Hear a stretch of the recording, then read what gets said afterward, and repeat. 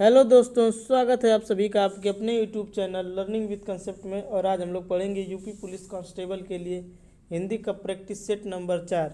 इसके पहले 3 वीडियो बन चुका है, अगर नहीं पढ़े हैं तो उसका लिंक डिस्क्रिप्शन में है, जाकर पढ़ लीजिए।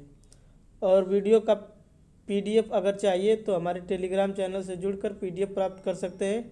टेलीग्राम चैनल का लिंक डिस्क्रिप्शन में दिया गया है। तो यहाँ पर मिक्स प्रैक्टिस सेट कराया जा रहा है जो कि हिंदी का है। अगर आप यूपी पुलिस कांस्टेबल की तैयारी कर रहे हैं तो इस वीडियो के माध्यम से आप अपने आप को चेक कर सकते हैं कि 20 क्वेश्चन में से कितने क्वेश्चन आपको सही होते हैं। तो आइए स्टार्ट करते हैं आज का पहला सवाल। पहले क्वेश्चन में दिया है, पद्मावत के रचयिता का नाम क्या है। ऑप्शन ए में दिया है जयशंकर प्रसाद, बी में दिया है अज्ञे, सी में दिया है मालिक मोहम्मद जायसी और डी में दिया है सूर्यकांत त्रिपाठी निराला। तो पद्मावत जो लिखे हैं मालिक मोहम्मद जायसी, ऑप्शन नंबर सी हमारा राइट आंसर हो जाएगा। ऑप्शन नंबर सी मालिक मोहम्मद जायसी। तो दूसरा क्वेश्चन देखते हैं आज का। दूसरे क्वेश्चन में दिया है, देवी वर्मा को किस पुस्तक पर ज्ञानपीठ पुरस्कार मिला था। तो देवी वर्मा जी को किस पुस्तक के लिए ज्ञानपीठ पुरस्कार मिला था। ऑप्शन ए में दिया है नीरजा, बी में दिया है निहार, सी में दिया है रश्मि और डी में दिया है यामा। तो देवी वर्मा को यामा के लिए ज्ञानपीठ पुरस्कार से सम्मानित किया गया था। तो ऑप्शन नंबर डी हमारा राइट आंसर हो जाएगा, यामा। अगले क्वेश्चन की तरफ चलते हैं। क्वेश्चन नंबर 3 में दिया है कि भारतीय संविधान में हिंदी भाषा को मान्यता कब प्रदान की गई। ऑप्शन ए में दिया है 14 सितंबर 1949, बी में दिया है 15 सितंबर 1949, सी में दिया है 14 सितंबर 1950 और डी में दिया है 15 सितंबर 1950। तो भारतीय संविधान में हिंदी भाषा को मान्यता प्रदान की गई है 14 सितंबर 1949, यानी ऑप्शन नंबर ए हमारा राइट आंसर हो जाएगा कि 14 सितंबर 1949 को हिंदी भाषा को भारतीय संविधान में मान्यता प्रदान की गई। चौथा क्वेश्चन दिया है, वाक्यम रसात्मक काव्यम किसका कथन है। तो ऑप्शन ए में दिया है विश्वनाथ, बी में दिया है राजशेखर, सी में दिया है श्रीहर्ष और डी में दिया है भास। तो चौथे का हमारा राइट आंसर हो जाएगा विश्वनाथ। वाक्यम रसात्मक काव्यम विश्वनाथ जी का कथन है। तो अगले क्वेश्चन की तरफ बढ़ते हैं। दिया है कि जो सब कुछ जानता है उसके लिए उपयुक्त शब्द क्या है। जो सब कुछ जानता है, त्रिकाल, बहुज्ञ, ज्ञानी, सर्वज्ञ। तो यहाँ पर हमारा राइट आंसर हो जाएगा ऑप्शन नंबर डी। जो सब कुछ जानता है उसे सर्वज्ञ कहते हैं। अगर इसमें पूछता है जो बहुत कुछ जानता है, वहाँ पर हो जाएगा ऑप्शन नंबर बी बहुज्ञ, लेकिन इसमें पूछा है जो सब कुछ जानता है, सर्वज्ञ होगा। अगला क्वेश्चन में पूछा है, उच्च कुल में पैदा व्यक्ति, वह व्यक्ति जो उच्च कुल में पैदा हुआ है उसे क्या कहते हैं। धनी, स्वर्ण, श्रेष्ठ या कुलीन। तो यहाँ पर हमारा right answer option number D हो जाएगा। जो उच्च कुल में पैदा होता है उसे कुलीन कहते हैं।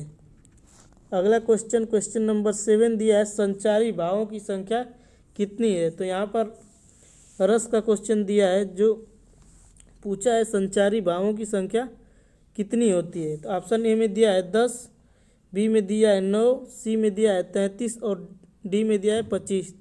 तो संचारी भावों की संख्या होती है 33। तो ऑप्शन नंबर सी हमारा हो जाएगा 33। आठवां क्वेश्चन दिया है, खड़ी बोली निकली है। तो खड़ी बोली किससे निकली है। पूर्वी हिंदी से, बी में दिया है पश्चिमी हिंदी से, सी में दिया है बिहार हिंदी से और डी में दिया है राजस्थानी हिंदी से। तो खड़ी बोली निकली है हमारी पश्चिमी हिंदी से। तो यहाँ पर हमारा right answer option number B हो जाएगा कि खड़ी बोली पश्चिमी हिंदी से निकली है। क्वेश्चन नंबर 9 दिया है, विनय पत्रिका की भाषा है। तो विनय पत्रिका जो है वह किस भाषा में लिखी गई है। ब्रज भाषा में, अवधी में, भोजपुरी में या मैथिली में। तो विनय पत्रिका की भाषा हमारी हो जाएगी ब्रज भाषा। Option number A is right answer हो जाएगा कि कि विनय पत्रिका ब्रजभाषा में लिखी गई है। अगला क्वेश्चन देखते हैं, क्वेश्चन नंबर 10 दिया है, काली घटा का घमंड घटा। यहाँ पर घटा होगा जहाँ पर घाट लिखा गया है, यहाँ हो जाएगा काली घटा का घमंड घटा। पंक्ति में कौन सा अलंकार प्रयोग किया गया है? तो यहाँ पर घटा 2 बार आया है जिसमें दोनों का अर्थ अलग अलग है। एक घटा का मतलब होता है कम हो जाना यानी घट जाना। एक घटा का मतलब है जो बादल, काला बादल जो छाता है उसे कहते हैं काली घटा छाई है। तो काली घटा का घमंड घटा, यहाँ पर हमारा हो जाएगा यमक अलंकार। अगर कोई एक शब्द 2 बार आया है और दोनों का अर्थ अलग अलग होता है, वहाँ पर होता है यमक अलंकार। ऑप्शन नंबर सी हमारा राइट आंसर हो जाएगा। अगले क्वेश्चन की तरफ चलते हैं। इसमें दिया है क्वेश्चन नंबर 11 हनुमान की पूंछ में लग न पाई आग, लंका सगरी जर गई गए निशाचर भाग। इस उक्ति में कौन सा अलंकार है? तो यहाँ पर कहने का आशय ये है कि हनुमान जी की पूंछ में आग नहीं लग पाई, लगन न पाई आग, और लंका सारी जल गई है और निशाचर सारे राक्षस भाग गए हैं।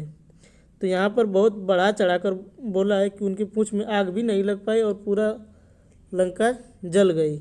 तो यहाँ पर हो जाएगा अतिशयोक्ति अलंकार। ऑप्शन नंबर बी हमारा राइट आंसर हो जाएगा। 12 नंबर क्वेश्चन में दिया है, निम्न वाक्यों में एक वाक्य व्याकरण की दृष्टि से शुद्ध है, पहचानिए। कौन सा ऐसा वाक्य है जो व्याकरण की दृष्टि से शुद्ध है? तो ए में दिया है कि राम और सीता वन को गई। तो यहाँ पर हो जाएगा राम को गए, ये तो गलत है, पाला गलत है। दूसरा दिया है, युद्ध के कारण लोग बर्बाद हो गए। तो ये बी वाला भी गलत है, क्योंकि लोग पहले रहना चाहिए, संज्ञा पहले आनी चाहिए। लोग युद्ध के कारण बर्बाद हो गए ऐसा रहना चाहिए था। सी ऑप्शन में दिया है, उसने धीमी स्वर में बताया। और डी दिया है, उसने कुछ देर में उत्तर दी। तो डी वाला भी गलत हो जाएगा, उसने कुछ देर में उत्तर दिया होगा। तो ऑप्शन नंबर सी हमारा शुद्ध वाक्य हो जाएगा, उसने धीमी स्वर में बताया। क्वेश्चन नंबर 13 देखेंगे। दिया है, सभी राज्य सरकारों को भेजा। यहाँ पे हो जाएगा भेजा जाने वाला सरकारी पत्र कहलाता है। जो सभी राज्य जितने भी राज्य हैं उनके सरकारों को भेजा जाने वाले पत्र को क्या कहते हैं? अनुस्मारक, अधिसूचना, परिपत्र या कार्यालय आदेश। तो जो सभी राज्य सरकारों को भेजा जाता है उसे परिपत्र कहा जाता है। तो यहाँ पर हो जाएगा ऑप्शन नंबर सी हमारा राइट आंसर, परिपत्र। क्वेश्चन नंबर 14 देखते हैं, शासकीय पत्र की विशेषता नहीं है। कौन सी ऐसी विशेषता है इन चारों ऑप्शन में जो शासकीय पत्र की विशेषता नहीं है? तो यहाँ पर पहले ऑप्शन में दिया है, सरकारी पत्र को वैधानिक प्रमाण के रूप में प्रस्तुत किया जा सकता है। बी में दिया है, ऐसे पत्र अन्य पुरुष शैली में लिखे जाते हैं। और सी में दिया है, ऐसे पत्रों में व्यक्तिगत परिचय का अभाव होता है तथा यह पूर्ण रूप से औपचारिक होते हैं। और डी में दिया है, इस प्रकार के पत्रों की भाषा मित्रता पूर्ण होती है। तो इसमें पूछा है कौन सी विशेषता नहीं है, तो ऑप्शन डी हमारा हो जाएगा, इस प्रकार के पत्रों की भाषा मित्रता पूर्ण होती है। तो शासकीय पत्र जो होते हैं उसमें मित्रता का भाव आप नहीं रख सकते, तो ये हमारा विशेषता नहीं है। पहले में दिया वैधानिक प्रमाण पत्र प्रस्तुत किया जाता है, ये होगा अन्य पुरुष शैली में, क्योंकि शासकीय पत्र है तो पुरुष शैली में नहीं रहेगा, अन्य पुरुष शैली में रहेगा। 15 नंबर क्वेश्चन दिया है, मैला आंचल के रचनाकार कौन है? ऑप्शन ए में दिया है रामधारी सिंह दिनकर, फणीश्वर नाथ। सी में दिया है सियाराम शरणगुप्त और डी में दिया है गोपाल सिंह नेपाली। तो मैला आंचल की रचना करने वाला यहाँ पर हो जाएंगे Phanishwar Nath ji. Option number B हमारा राइट आंसर हो जाएगा। 16 नंबर क्वेश्चन में दिया है, समाचार का बहुवचन दिए गए विकल्पों में से कौन सा है? तो कौन सा ऐसा विकल्प है जिसमें समाचार का बहुवचन लिखा है? पहले में दिया है समाचार, दूसरे में दिया है अनेक समाचार, सी में दिया है समाचार पत्रिका और डी में दिया है समाचारों।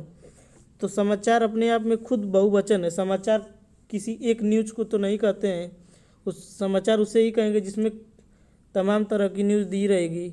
तो समाचार यहाँ पर बहुवचन होता है, तो ऑप्शन नंबर ए हमारा राइट आंसर हो जाएगा। समाचार का बहुवचन समाचार ही होता है। क्वेश्चन नंबर 17 देखते हैं। दिया है कि जिसके हृदय में ममता नहीं है उसके लिए उपयुक्त शब्द है। तो जिसके हृदय में ममता नहीं होता है उसे कहते हैं निर्मम। जिसके हृदय में ममता नहीं होता है उसे कहते हैं निर्मम। तो ऑप्शन नंबर सी हमारा राइट आंसर हो जाएगा। अगला क्वेश्चन दिया है अस्थावर का विलोम शब्द। बताना है कि अस्थावर का विलोम क्या होगा। तो ऑप्शन ए में दिया है सचल, तो अचल का सचल हो जाता। दूसरे में दिया है चंचल, और सी में दिया है चेतन, और डी में दिया है जंगम। तो ऑप्शन नंबर डी हमारा राइट आंसर हो जाएगा। अस्थावर का विलोम होता है जंगम।